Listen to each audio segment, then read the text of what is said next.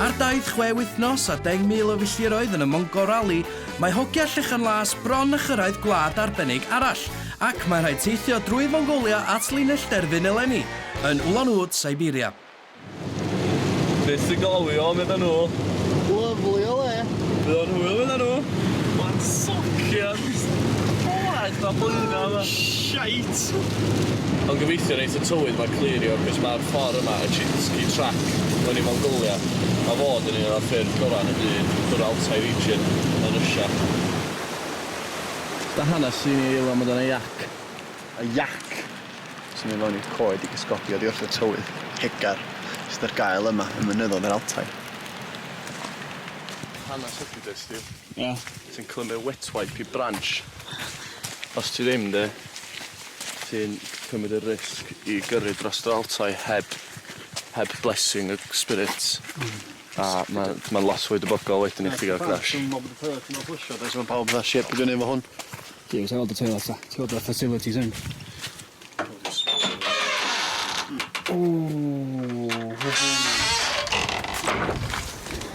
Oh my god. Yr Altai wedyn. Oh my god. Sôn am roadblock, de boys. Ganoedd yno. Da chi probably wondro pam bod coesa Conrad yn y car.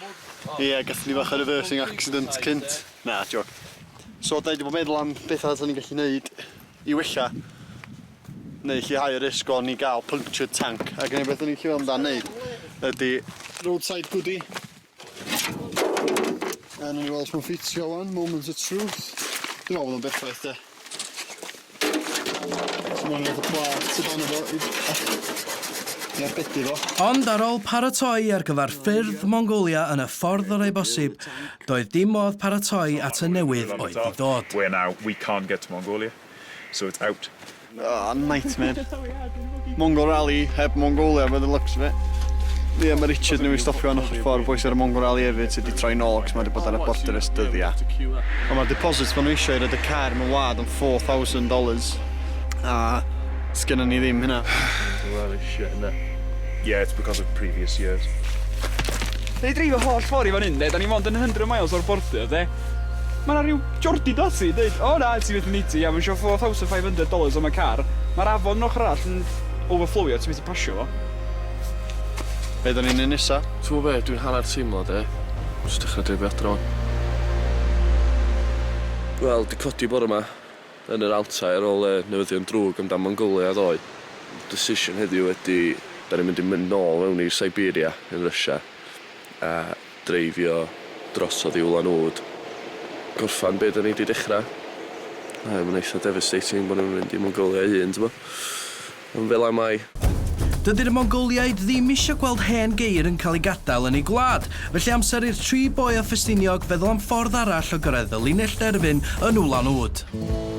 Ond ar y ffordd, cyfle arall i'r Hogia beryglu eu bywydau a camerau y lle. Obviously, iechyd ni a diogelwch neu di'r water mwyaf. Boy, it's really scary.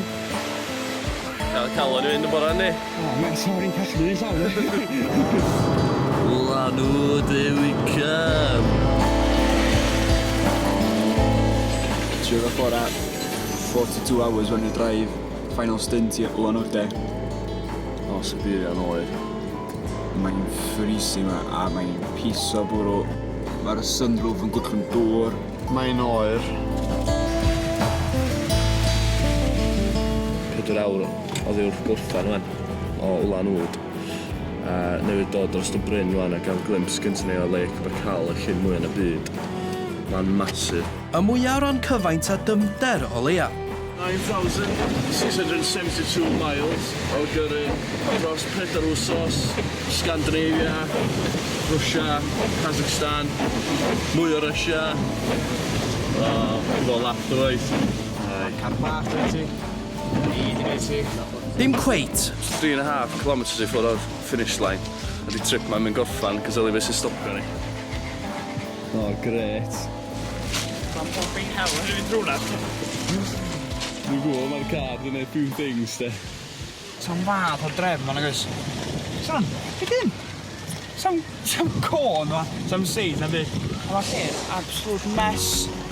Cyfle i Steve gael un rant ola cyn i Hogia Llechen las wneud ei ffordd at linell derfyn Mongol Rally 2016 ar ôl 26 diwrnod. Di cyrraedd Ulan Wd ochr arall y byd. Dyn ni'n nacyd, de. Few beers, few bodies. A da ni gael t-shirt. Oedd ni'n fod yma tan y 24th o August, oedd hynna o plan i adre yma ar y 12th, t'bo. A pawb yn apus, de. Oedd o uffan y journey. Ar ôl misoedd o baratoi, prif nod yr Hogia oedd cyrraedd. Ac maen nhw wedi gwneud hynny mewn amser cyflymach na rhan fwyaf o'r 314 car arall. Y nawfed safle. Mae'r micra a ni wedi gwneud tu o Blaen y Ffestiniog, a mae'n rhywbeth anhygoel yna, de.